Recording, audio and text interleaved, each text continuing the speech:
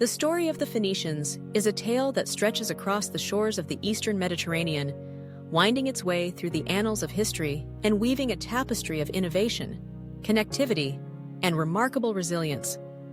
To understand the significance of the Phoenician civilization is to step back thousands of years into a world both familiar and strikingly foreign, where ancient peoples vied for survival, influence, and prosperity, and where the act of crossing the seas defined not only commerce, but also culture, language, and legacy. Emerging around 1500 BCE, although the roots of their settlements reach back even earlier, the Phoenicians flourished along a narrow strip of land sandwiched between the mountains of Lebanon and the Mediterranean Sea.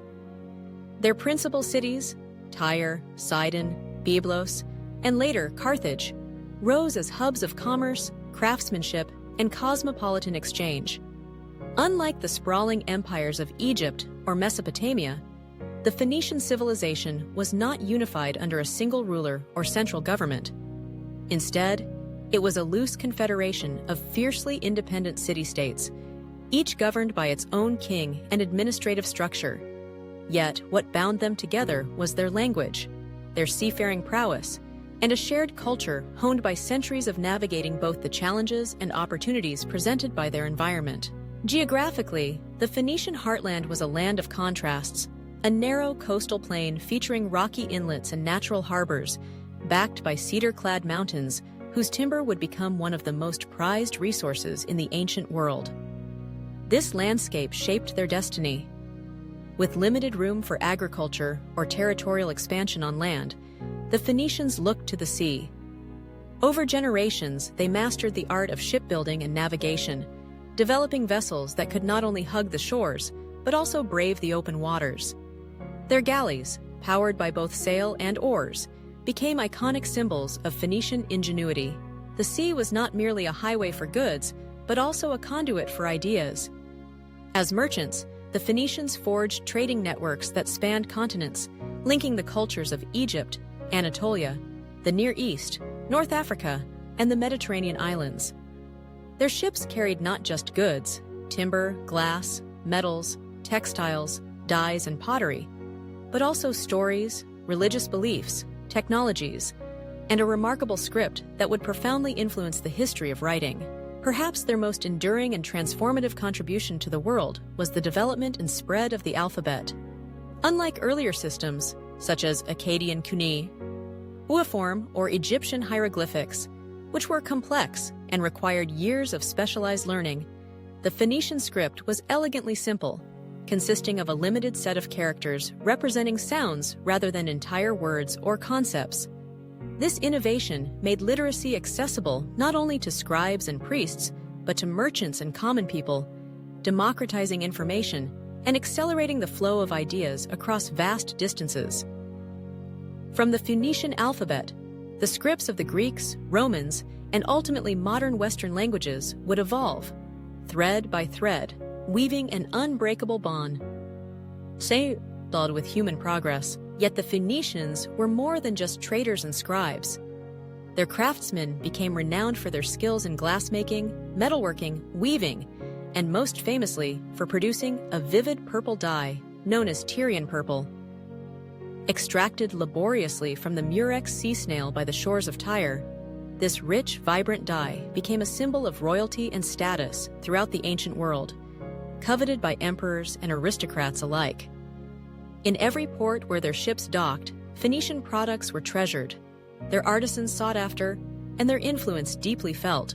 The bustling cities themselves reflected this dynamism. Urban centers thrived with activity. Shipyards, marketplaces, workshops, temples, and palatial structures. Temples were central to public and religious life, rising above towns and symbolizing a bridge between the earthly and the divine. The Phoenicians practiced a polytheistic faith, honoring a pantheon of deities, chief among them Baal, Astarte, and Melkart, the latter revered as the patron god of Tyre.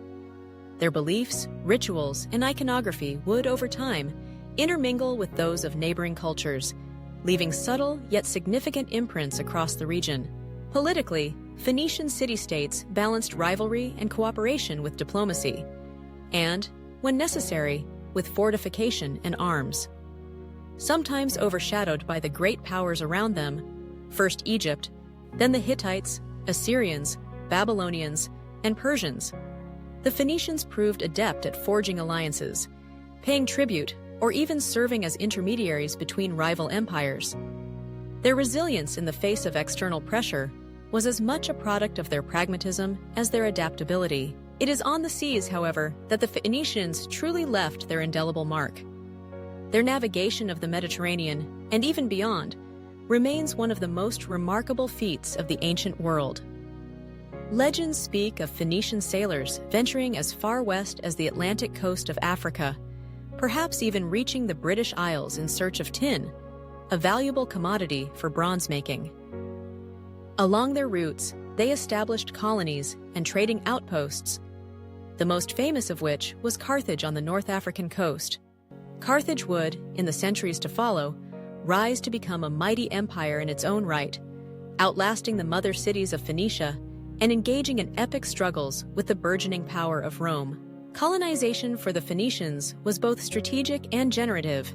Each new outpost became a node in their vast economic web, reshaping regional economies, influencing indigenous populations, and creating a legacy that persisted long after the initial settlers had passed.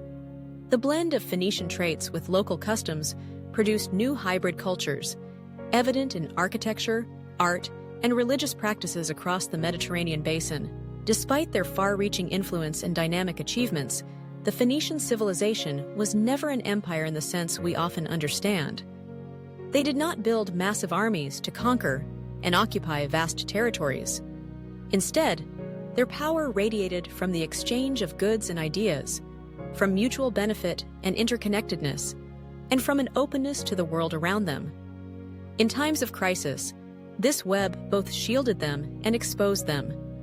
As regional powers grew ever more ambitious, Phoenicia's independence was gradually shadowed by imperial conquest, first under the Assyrians, then the Babylonians, Persians, and finally Alexander the Great and his successors. By the end of the first millennium BCE, many of the original Phoenician city-states had been absorbed into larger empires. Their distinct political identities diminished, yet their cultural imprint endured.